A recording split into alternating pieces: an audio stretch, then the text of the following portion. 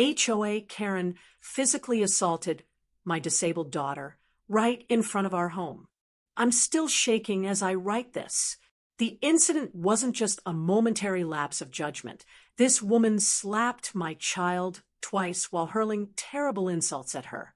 My name is Maria Gonzalez, and I've been raising my daughter Sophia alone since losing my husband in a tragic accident 4 years ago. Sophia has cerebral palsy and uses a specialized wheelchair, but her brilliant mind and creative spirit have always shined through despite her physical challenges. Her artwork especially shows her incredible talent. Teachers constantly praise her abilities and emotional depth that surpasses many adults. 3 months ago, we moved to Pinecrest Estates, an upscale neighborhood in the suburbs of Chicago. We hoped for a fresh start, better educational opportunities for Sophia, and a more convenient commute for me. When we first toured our potential home, Sophia whispered, "Mom, I think we could be happy here." That was all I needed to hear. I signed the papers that same day, stretching my finances to the absolute limit. The house required some modifications. Ramps installed, doorways widened, but it had wonderful potential. Most importantly, it was in a district with schools known for their inclusive programs for students with disabilities. What I didn't immediately share with neighbors was my profession. I work at the Human Rights Commission, specializing in disability discrimination cases and violations of accessibility laws. After spending my days fighting for the rights of vulnerable individuals, I prefer to leave work behind when I come home. My career involves prosecuting discrimination cases, accessibility violations, and fighting for equal treatment. Yet I never expected to become a victim of the very injustices I work to prevent. From day one, we experienced friction with the Homeowners Association, particularly its president, Karen Whitfield. Karen embodied every HOA nightmare story you've ever heard: mid-50s, perfectly styled blonde hair, permanently pursed lips, and an overwhelming sense of entitlement. She made no attempt to hide her disdain for the wheelchair ramp we installed with proper permits and HOA approval, calling it an eyesore that would hurt property values. Her first visit occurred the day after installing our wheelchair ramp. I was actually proud of that ramp. We'd hired an architect to design it to complement our home's colonial style. It curved gently alongside our front garden, bordered by the same white picket fence that lined our property. It was both functional and attractive, at least to anyone with basic human empathy. Karen stood at the bottom, clipboard in hand, mouth pinched like she'd tasted something sour. "Mrs. Gonzalez," she said, not bothering to confirm if I preferred Ms., "this structure wasn't approved by the Architectural Review Committee." I handed her the approval documents signed by the HOA vice president. "Actually, it was approved 2 weeks ago. We have all the necessary paperwork." She scanned the document, her French manicured nails tapping against the paper. "This is highly irregular. Thomas shouldn't have approved this without consulting me first." "Well, he did," I replied lightly, "and we followed every specification from accessibility guidelines, as well as your HOA regulations." Accessibility, she muttered like the word tasted bad. Those federal mandates might apply to public buildings, but Pinecrest Estates has certain standards of aesthetic consistency. That should have been my first warning. I tolerated her passive-aggressive comments and snide remarks. I smiled politely when she suggested we use the back entrance, so the ramp wouldn't be visible from the street. I even maintained my composure when she sent a formal notice claiming the shade of blue on Sophia's wheelchair violated the HOA's color palette requirements. "Yes, you read that correctly." She attempted to regulate the color of my daughter's mobility device. "Mom, she can't really make me change my wheelchair color, can she?" Sophia asked, worrying her bottom lip. "This is medical equipment, not house paint." "No, sweetheart," I assured her, concealing my anger. "Your wheelchair isn't subject to HOA rules. It's not even technically part of the property. Still, I tried to maintain peace. I attended HOA meetings, volunteered for community events, and brought homemade empanadas to the neighborhood potluck, which Karen pointedly did not sample. I wanted to integrate to provide Sophia with stability and community, so I swallowed my pride and ignored the microaggressions. After a particularly tense HOA meeting where Karen spent 20 minutes complaining about declining neighborhood standards while staring directly at me, an older gentleman approached me in the parking lot. "Don't let Karen bother you," he said, extending his hand. "David Thompson, my wife and I live 3 doors down from you." I shook his hand, recognizing him as one of the few board members who smiled when I mentioned making the community playground accessible for children with disabilities. "She's been this way for years," he continued. "Thinks being HOA president makes her the queen of a small kingdom. I'm a retired civil rights attorney, and I keep telling the board they're one discrimination lawsuit away from serious trouble." "Thanks for the support," I said, genuinely grateful. "I'm just trying to create a home for my daughter." "Your daughter Sophia, right? I've seen her drawing in your driveway. Talented kid." He smiled warmly. "My grandson has muscular dystrophy. I understand how this world treats our special children." That conversation marked the first time I felt we might actually belong in Pinecrest Estates. Yesterday was a beautiful Sunday afternoon. Sophia asked if she could draw with her new sidewalk chalk on our driveway. It's one of her favorite outdoor activities, and her art is genuinely impressive. I helped her into her manual wheelchair, set up her supplies, and went inside to prepare dinner, checking on her through the kitchen window every few minutes. The scene was peaceful. My daughter, face scrunched in concentration, leaning from her wheelchair to create a magnificent, intricate butterfly on our concrete driveway. The colors were vibrant against the gray surface, blues, purples, and yellows swirling together. Sophia has this special technique where she blends chalk with her fingertips, creating gradients that look almost professional. I remember thinking I should take a photo when I finished chopping vegetables for our dinner. I was cutting bell peppers for fajitas, Sophia's favorite meal, when I heard yelling outside. My heart dropped. I immediately recognized that shrill, condescending voice. Through the window, I saw Karen standing over Sophia, her face contorted with rage. I couldn't hear exactly what she was saying, but my daughter's shoulders were hunched, her head down, a defensive posture she developed after years of being bullied. I dropped the knife and rushed toward the front door. That's when I heard it, the unmistakable sound of a slap followed by my daughter's cry of pain and shock. Time seemed to slow down.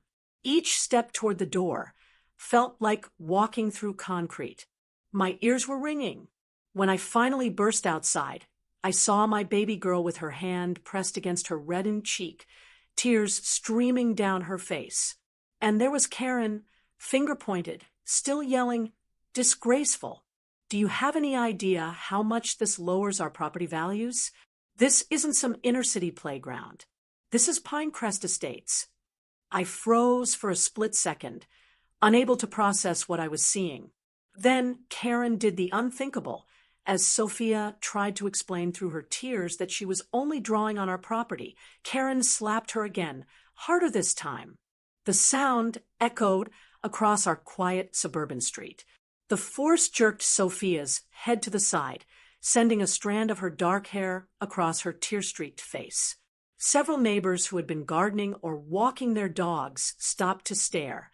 One woman across the street gasped audibly, "Don't talk back to me, you little brat.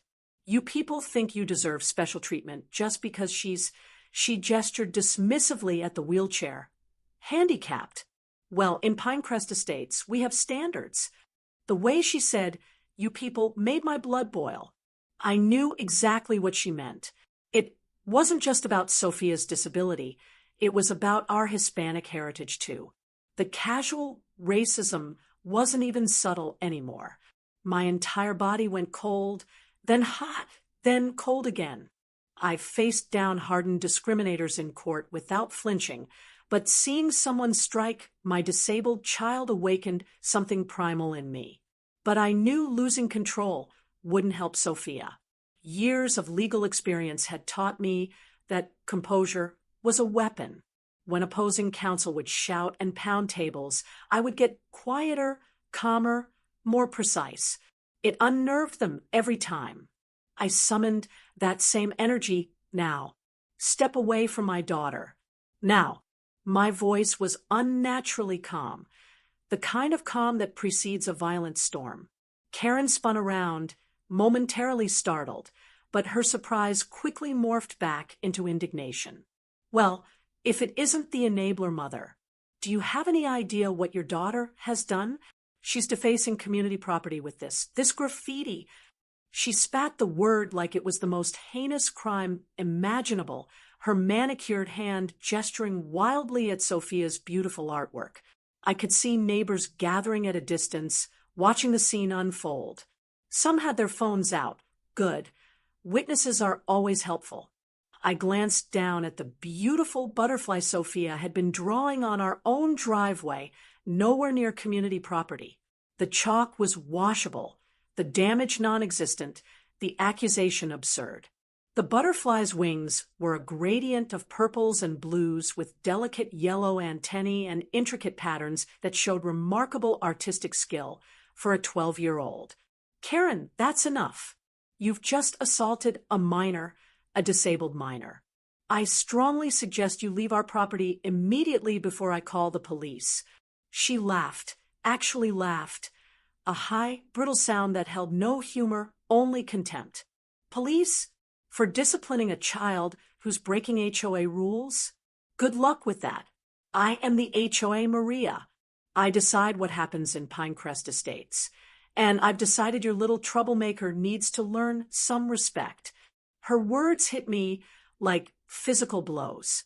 The sheer entitlement, the belief that she had the right to put her hands on my child because of some imagined violation of neighborhood aesthetics. It was beyond comprehension. I've prosecuted discrimination cases where the perpetrators showed more remorse than Karen was displaying now. I took a deep breath, fighting to maintain my composure. Stay right here, Sophia. Don't move. I ran inside, grabbed my phone, and started recording as I returned. In the 30 seconds I was gone, Sophia had managed to compose herself, slightly. She sat straight in her wheelchair, trying to look brave despite the angry red handprint still visible on her cheek. That image, my daughter's quiet dignity in the face of such cruelty, is forever seared into my memory. Karen was still on her tirade, now threatening fines, liens, and even eviction, all because my disabled daughter had drawn a butterfly with chalk on our own driveway. This is the third violation this month, she was saying as I returned, phone recording. First, that hideous ramp. Then the blue wheelchair, which is absolutely not in our approved color palette. And now defacing property with graffiti. The board will be voting on your eviction at the next meeting. The absurdity might have been comical if it weren't so horrifying. Eviction over sidewalk chalk. A wheelchair color violation? This woman was completely unhinged. That's when our neighbor David Thompson appeared. The retired civil rights attorney in his late 60s had witnessed everything from his front porch. Karen, that's enough, he said firmly, walking over to stand beside Sophia. His tall frame and authoritative voice, honed by years in the courtroom, commanded attention. He placed a protective hand on the handle of Sophia's wheelchair. What you've done is assault and battery on a minor, with the aggravating factor that the victim has a disability. That's not just morally reprehensible, it's a serious criminal offense. I saw Sophia's shoulders relax slightly at David's presence. Another ally, someone else who saw her value as a human being. Mind your own business. David, Karen snapped, though I noticed she took a small step back. This is an HOA matter. Assault is not an HOA matter. He replied evenly, it's a criminal matter. I spent 30 years fighting for civil rights, and I can tell you with absolute certainty that what you've just done could land you in prison, especially with video evidence and multiple witnesses." He gestured around at the growing crowd of neighbors, many of whom were nodding in agreement. The community that had seemed so indifferent to us for months was suddenly paying very close attention. Karen's face flushed an even deeper red. "Do you have any idea who I am? I've been president of this HOA for 8 years. I'm on the board of the Chicago Symphony Orchestra. My husband plays golf with the mayor. You can't speak to me like this." I saw the perfect moment to interrupt her meltdown. "And do you have any idea who I am, Karen?" She turned to me with a dismissive eye roll. Yes, the single mother who somehow afforded a house in Pinecrest. We're all very impressed." Her emphasis on somehow carried a clear insinuation that I couldn't possibly have enough money to live here legitimately. Another microaggression to add to the pile. If she only knew the student loans I was still paying from Northwestern Law. "Actually," I said, still recording, "I'm Senior Legal Counsel Maria Gonzalez, Disability Rights Division, Illinois Human Rights Commission, and you've just committed a hate crime against my daughter on video.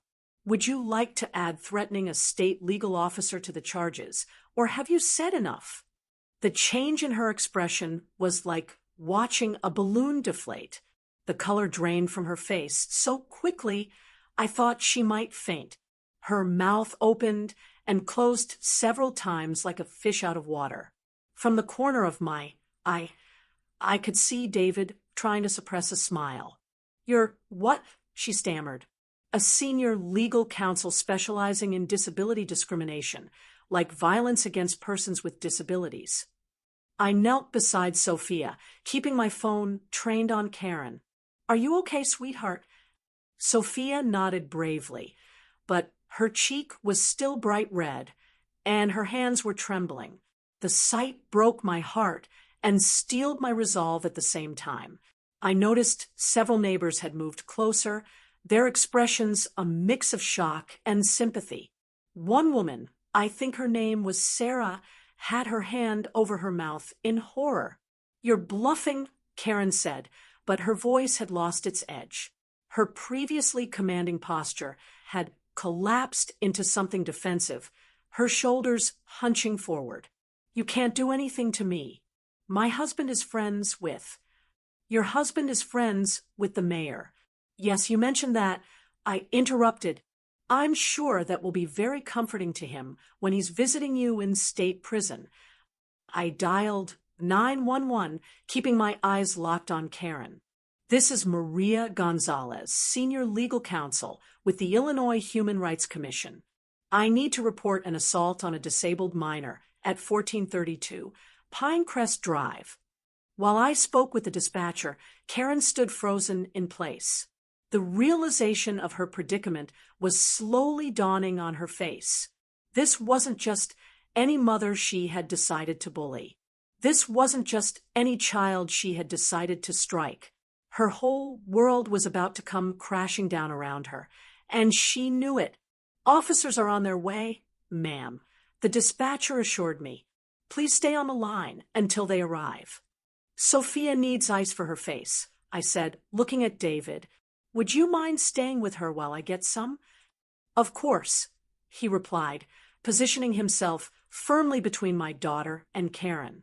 "Don't leave," I said to Karen, my voice still unnervingly calm.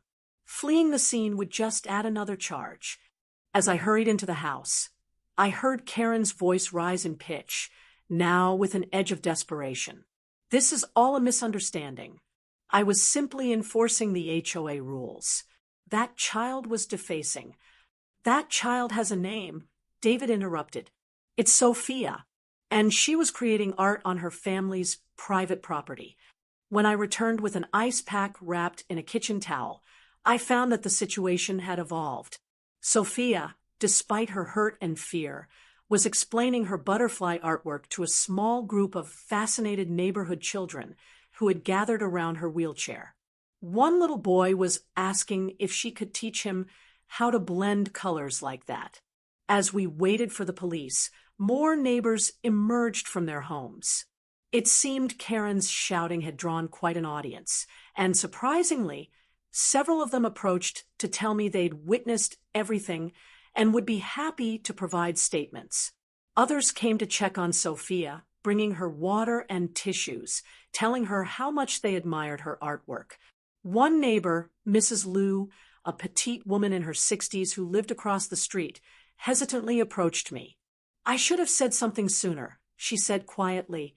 "Last summer, Karen threatened to fine our family for hanging Chinese lanterns during our Lunar New Year celebration.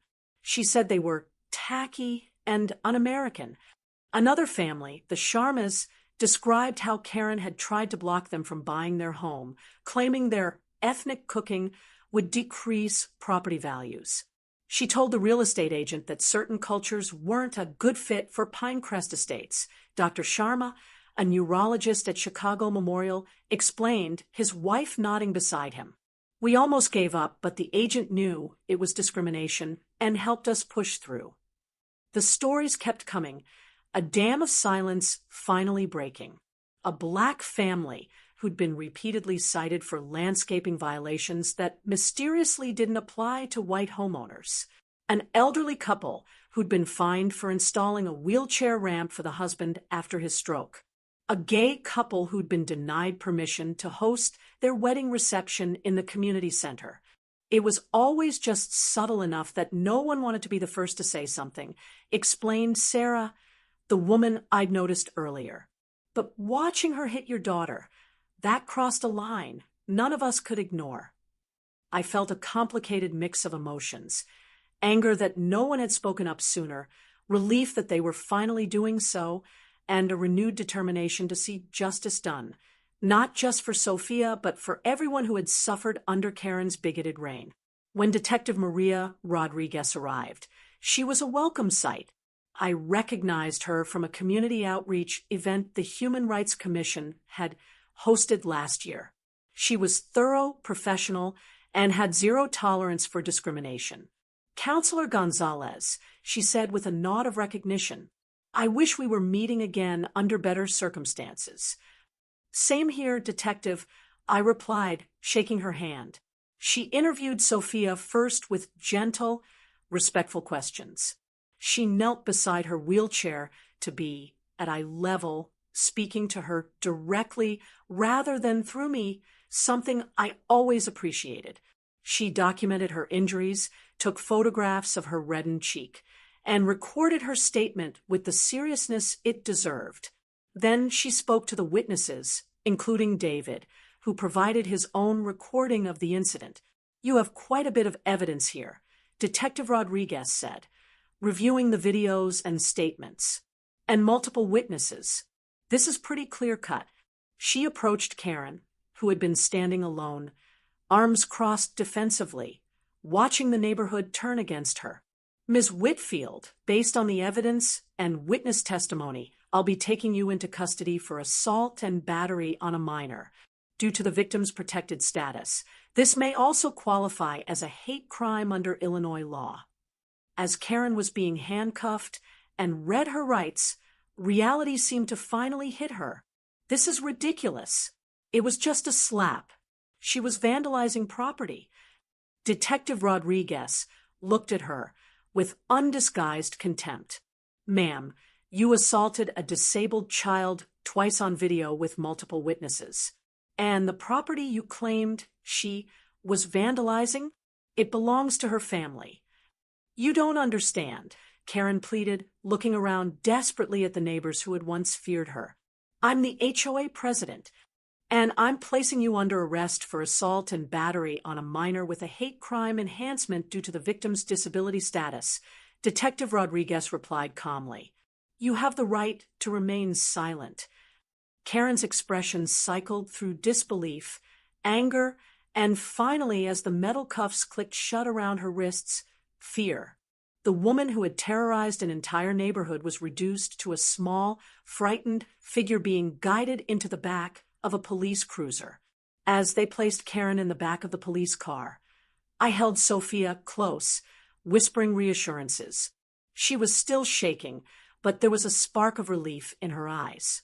For so many children with disabilities, justice remains elusive. Not today. Not for my daughter.